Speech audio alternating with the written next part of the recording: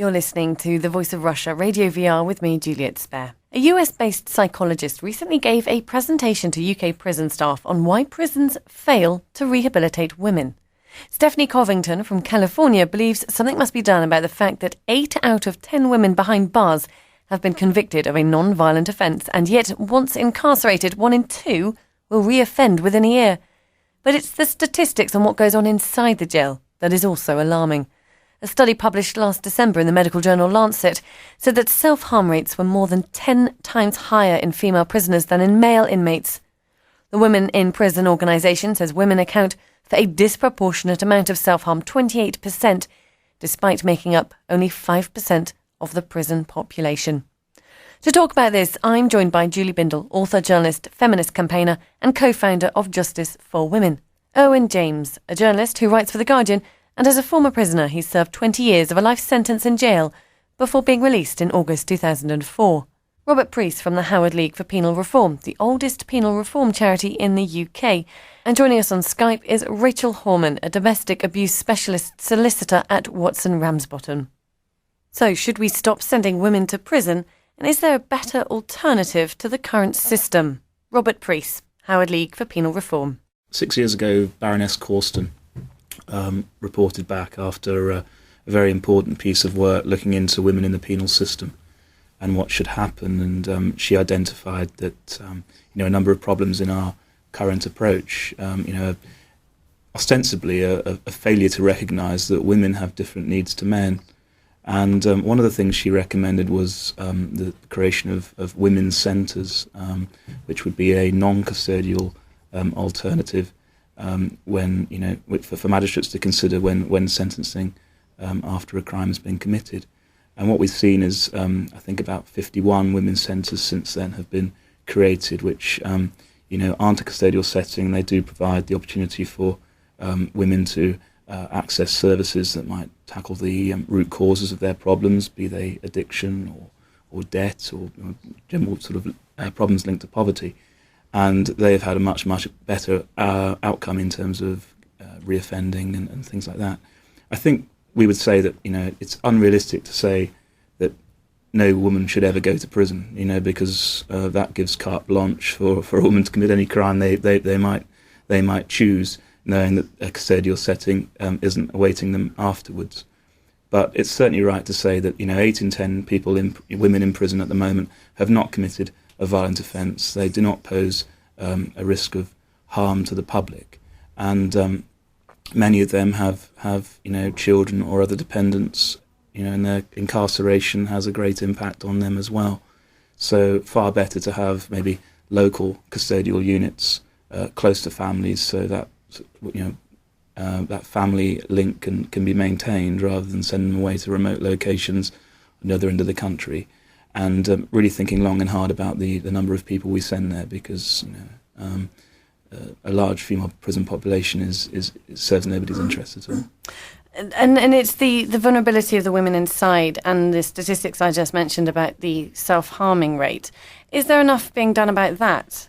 Well, the government published some safety and custody statistics only last week, actually, which made pretty grim reading, taken in their entirety. But one, I always like to look for silver linings on every cloud, and one welcome development was that actually incidents of self-harm had actually dropped compared to the previous year among women. They had risen a lot among men, and that's a cause for concern. So, but they're still way too high. Those figures backed up the figures you quoted earlier. I think they said that 26% of all self-harm incidents recorded in prisons last year, that's 2013, were for women, and they make up just 5% of the population. So it's still a major problem. Is it being tackled? I think it's being talked about, and I think programs like this will help. It's important that this is an issue that remains at the forefront of people's minds, or if it hasn't been, it hitherto will be. But there's certainly more that can be done, and better training and things like that. But if you cut resources, it's going to be a problem. Julie, do we as a society find it difficult to discuss women in jail, and does that then represent how the criminal justice system doesn't really understand? I think that very few people have a real understanding of the effects of sexual violence on women and children. And unfortunately, our prisons are full to bursting of women who have previously suffered sexual violence, and that has ended up kind of catapulting them into the prison system. Not always, not with all female prisoners, but a majority, it would seem, of course, and some men. But the figures are less shocking. And it's really horrific when you think about one particular statistic, which is that if a woman who is raped is more likely to become a prisoner than is her rapist. So we can see the effects on sexual violence on women in the prison population. And it's because when they're in prison, often inappropriately, of course, if they haven't committed a violent act and if they don't need to be kept away from the public for their safety. When they're in prison, they have very little appropriate counselling and support, and often those that are giving them the tiny bit of support that's available really don't have the resources or the understanding to delve into what got them there in the first place, which is often the most horrific experiences in childhood, and as I say, linked to sexual abuse. Rachel, would you agree with Julie there? Yeah, absolutely. And in addition to the sexual abuse, more than half women in prison have suffered domestic violence. And I think that is something that most people don't realise. More women tend to be sent to prison for the first offence far more than men. And I do think that is down to some sexism within the judiciary. Boys will be boys, but if girls commit crimes, they're punished far more severely because they're seen to be deviant in some way. So I think that women suffer with that. And I also think that in some cases women are committing crimes because of the relationships that perhaps they're in. Perhaps they aren't given any money for food or clothes for their children, and I represent women where that happens all the time, and my clients have been arrested for stealing tampons and sanitary ware, which just should not happen at all. And I think looking at the statistics, 48% of women have committed offences to support somebody else's drug use, compared to only 22% of men. So when we look at it like that, these women are victims, not criminals, and shouldn't be treated like that. Moving towards the rehabilitation, we heard obviously from Robert then about the women's centres as opposed to the jails. Erwin, what are your feelings on rehabilitation, and does it work? Well, rehabilitation, it does work if we had a policy in our prisons that was, focused primarily on rehabilitation. But we don't have that. We have a policy of just banging people up and let's see what happens, basically. There's a lot of people who work in our prisons who want to, teachers, educators, some good prison officers, some inspiring governors. There's a lot of people who work in those places who want the prison experience to be meaningful, to help the prisoner, to help society by, letting people out less likely to commit more crimes. But we have a system that doesn't really, there's no political will to have a system, to create a system that benefits society by focusing primarily on rehabilitation. That's not to say that, we have to have prisons. I've never been anti-prison. As a prisoner, I knew I deserved to be there. Most people in prison, certainly my experience, understood why they were there, accepted that, they had to go to prison in most cases. But while you're there, the prison experience is more about survival. It's about surviving the vagaries and the challenges of prison. And if you think most people that go to prison, I met very few people who rejoiced in being criminals and convicts, harm causers. Most people I met were, had a lot of failings to overcome, dysfunctions, a lot of problems, no excuses for crime, none at all. But while people are in prison, it's an opportunity for the difficulties to be addressed, and for some healing, maybe some personal growth, some addressing of the failures, so that when people come out, they're less likely to cause more harm. Now, I've got to be honest with you, in women's prisons, as a male prisoner, I didn't know much about what happened in women's prisons, about from what I read in the newspapers, and often I was quite shocked that women were treated in quite a punitive way. they're treated the same as men. And people will say, well, inequality, that's how it should be. But actually, prisons were designed for men. It's a very masculine, macho fabric, a prison. And when I got out of prison, became a journalist, I visited a number of women's prisons.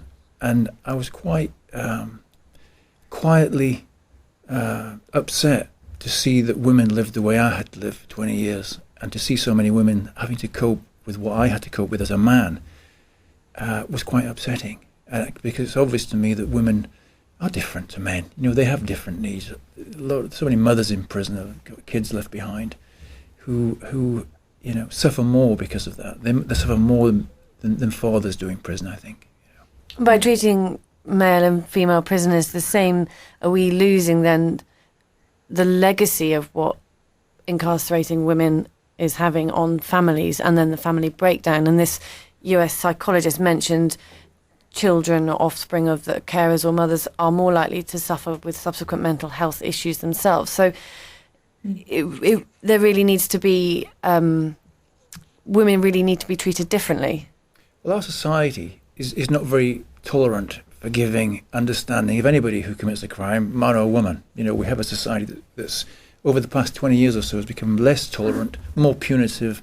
Political disingenuous rhetoric from various politicians has made prison a more of a dysfunctional place than it was before. It's always been a bit hit and miss, prison. You go in, and if you're lucky, you come out and you've made some gains. It's pure chance.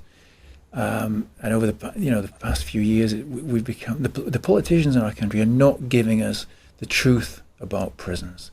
They give us pictures of people who commit crimes. The media, there's almost like an unwitting conspiracy between the media and politicians to present prison and prisoners in a particular way that suits their agenda. It doesn't actually benefit society on the whole.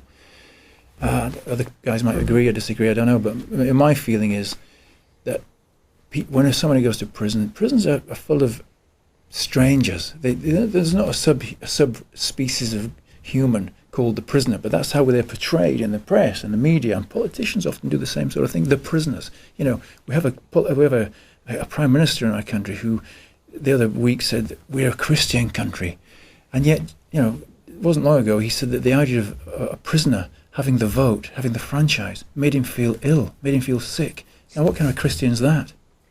I think that you're absolutely right about the way that men's and women's experiences in prison can differ. I certainly wouldn't argue for treating a woman differently if she had committed the same crime as a man, and if how she got there was exactly the same as her male counterpart.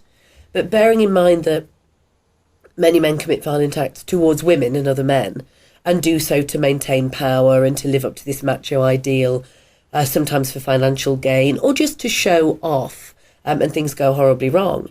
And yet when women commit acts of violence, not always, but many times it's to defend themselves, defend their children, or because they're hitting out in desperation, looking for, to get rid of the demons in their head that are there because of sexual and domestic violence.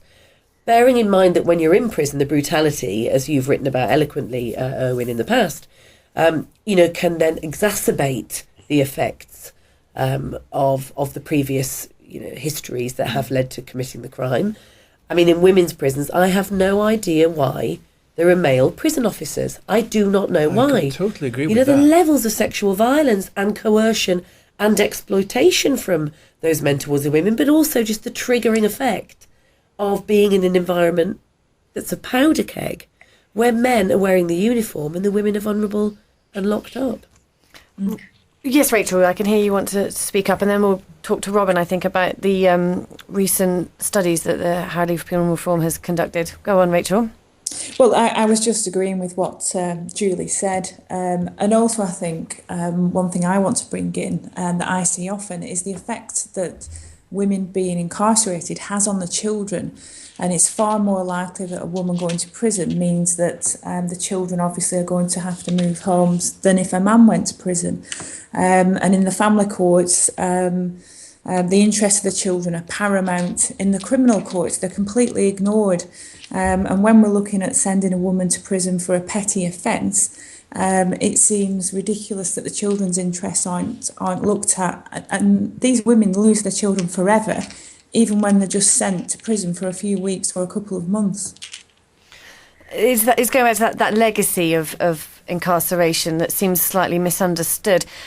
Robert, I briefly mentioned then the Howard League for Penal Reform has conducted quite a few studies into sex and coercion of sex in prisons, which sort of follows on from what Julie was mentioning then. Well, that's right. We're now in the second year of a 2-year commission on sex in prisons. It's the first ever review of sex behind bars in this country, and it's ruffled a few feathers. There have been a few reports recently about how in some quarters it hasn't had a great deal of support, because I think for many people it's a sphere which people would rather not contemplate and would rather not think was going on. But I think we're rather blinding ourselves if we don't accept that that some sort of sexual activity will be going on behind bars. It's certainly not as I certainly don't think it's as portrayed in Hollywood or anything like that. But certainly the evidence we've heard during the course of this inquiry suggests it's nonsense to say that it's not happening.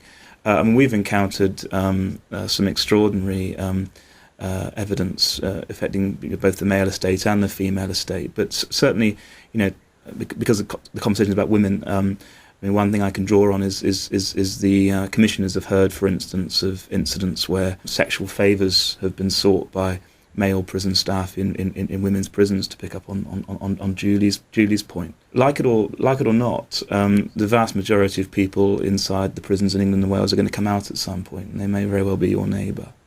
And there's a real public health issue here. If you're not taking sexual health very seriously inside prison, then it could lead to real big problems once that person is released. And looking at some of the things we had in the male estate, we heard of cases where if one prison did offer condoms to inmates, but you had to bring a used one first, and then you'd exchange it for a new one, which was extraordinary. There was another case where in a prison, the prison chaplain arranged to leave a box of condoms in the chapel because that was a safe way to find it and discreet, because these issues couldn't be discussed more openly, and sexual health is not being treated very seriously in prison. That seems to be one of the findings we have, and there just seems to be a lack of clarity as to what's allowed and what isn't. Also, we've done a lot of research into what causes women and girls to commit crime, and you look at all the stats, and it's certainly fair to say that the proportion of people who've been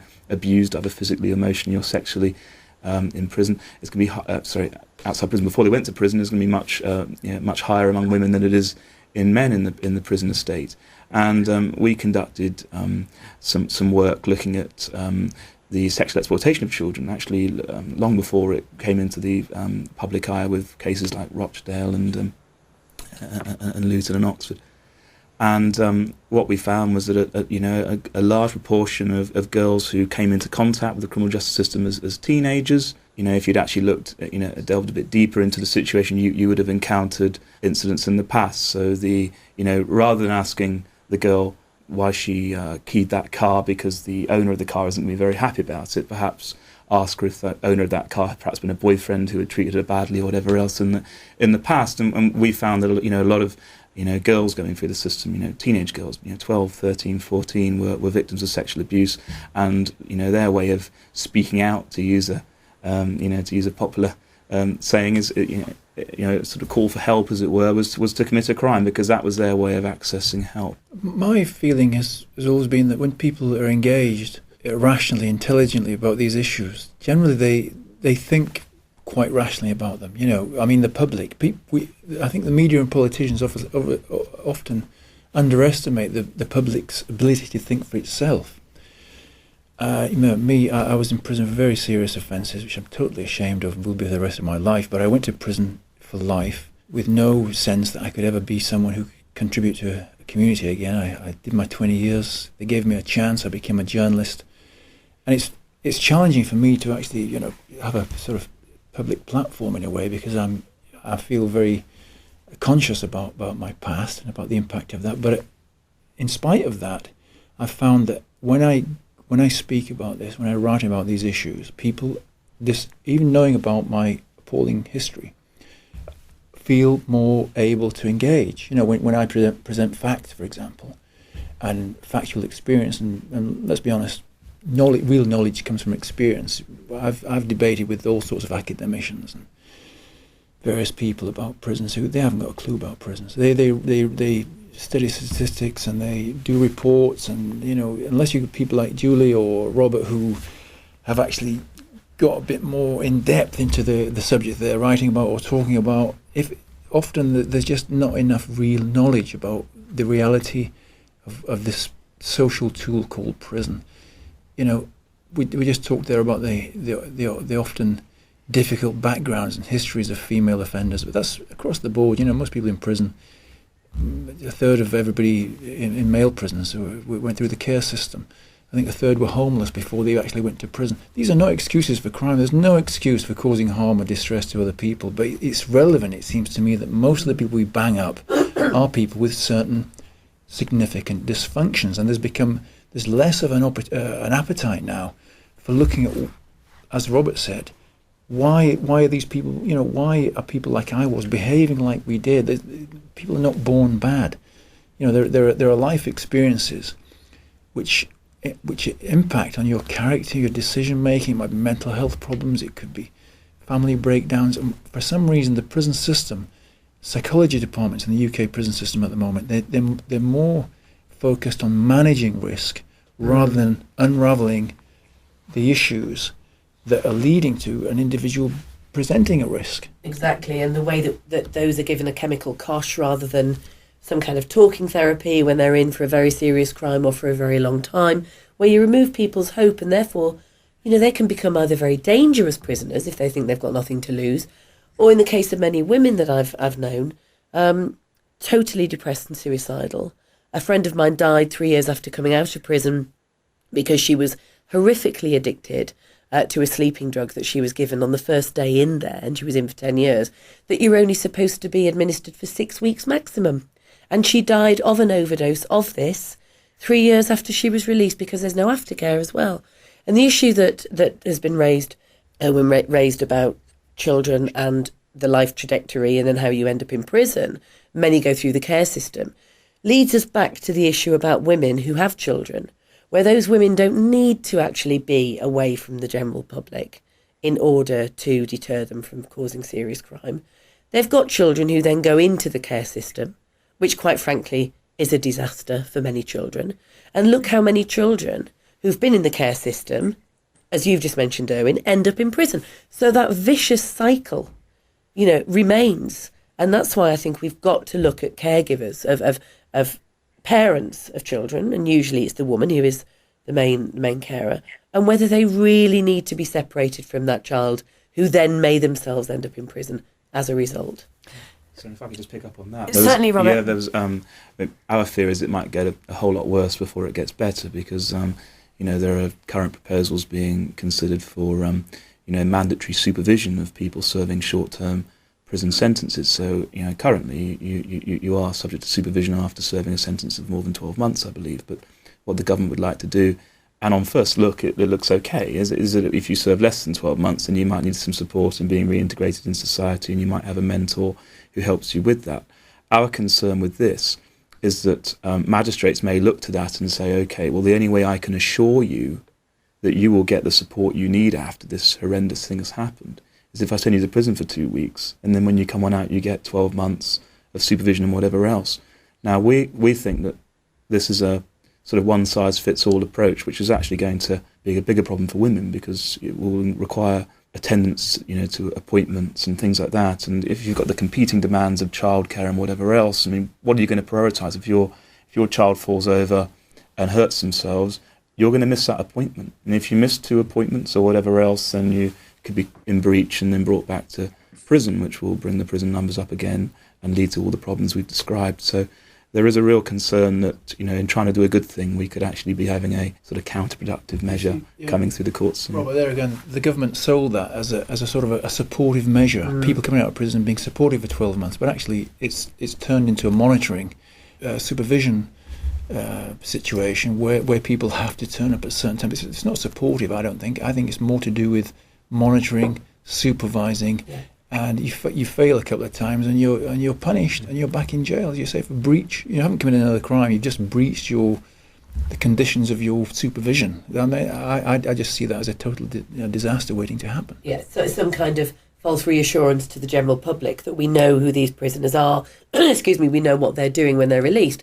And actually, it would be far better to look at the crimes that are very rarely either arrested in terms of the people involved or convicted, such as rape and domestic violence, and look at those that are actually slipping through the net, that have never been in prison, that have never been under the court system, and that are causing grave danger far, far more than those prisoners who have been rehabilitated or who were not in for serious crime and who get out and just try and live their lives as best as they can. Going on under the radar. Exactly. Rachel, would you like to comment then on what Robert was saying? I think we do need to be a bit more creative about the different programmes that we can offer to people within the community, particularly where we're talking about non-violent crimes where there isn't a need for public protection. There's not enough funding, I don't think, being put into community-based programmes for men and for women, but particularly looking at women that do need help with the issues that they're facing, perhaps with regard to domestic violence and sexual abuse. And also, I think an issue I have is that when women are sent to prison, it's often at the other side of the country, miles away from their children, so they really struggle to even see them. It's interesting that recently I visited a women's aftercare charity in Sheffield called Key Changes. I don't know if Julie's heard of that, or Robert, but it's run by someone who was in prison, and they provide like a drop-in centre, a weekly drop-in centre, and training for people coming out of prison in the Sheffield area, and they provide some skill building exercises and confidence building exercises. And I visited it and wrote about it for The Guardian. And what struck me was, as Julie was talking about earlier, every woman I spoke to there are about 15 or 16 women there, and it was just quite random, But everyone there, when I talked to them about how they come to prison, because they all seem really nice people to me, often that's what happens to prisoners. You meet a prisoner, you think, is this really a prisoner? He's a human being, he's a fellow human being. And all had seriously been let down in relationships with men. The power thing had gone on, there'd been violence, and it was clearly that these women were very vulnerable and had been abused in some way in a relationship. And it just struck me that was the case. We are almost out of time, but if anyone would like to offer a final word, we've heard finally from you there, I think, Erwin. Julie? What Erwin said is really interesting about the fact that the women that you met in Sheffield had all been through some violent or abusive relationship with a man. I bet not one of those men have been in prison. And yet the women end up in there. This is what we need to look at. We need to look at who is actually, we need to look at who is avoiding prison and who is slipping through the net, as well as those that don't need to be there at all, of which there are many in male and female prisons, I'm sure. Rachel? Yes, well, I would just like to go back to the report mentioned right at the beginning, the Corston report, and reports before that, all of which have agreed that really women should not be in prison for non-violent offences, and I think that's something that we need to bring to reality. Thanks, Rachel. Finally from you there, Robert. Well, I think what I would say is if you're a policymaker and you're not motivated by the fact that 28% of self-harm incidents relate to women and only 5% of the prison population are women, if you're not motivated by the fact that the number of people who go on to commit more offences after being in prison is greater than those who do community sentences, just look at the bottom line. They're actually much cheaper, community sentences, women's sentences and whatever else. It costs £40,000 to keep someone in prison for a year, much cheaper to put them on a community sentence with much better results. And so if you're not motivated by the human aspect of all this and the fact that the children affected by all these stories are going to go on to commit more crime in a large number of cases, then look at the bottom line. We're being told we need to save money, and this is a good way to do it. That was Robert Preece there from the Howard League for Penal Reform, and I'd really like to thank all my guests: Julie Bindel, author, journalist and co-founder of Justice for Women; Rachel Horman, domestic abuse specialist solicitor; and Erwin James, journalist and former prisoner.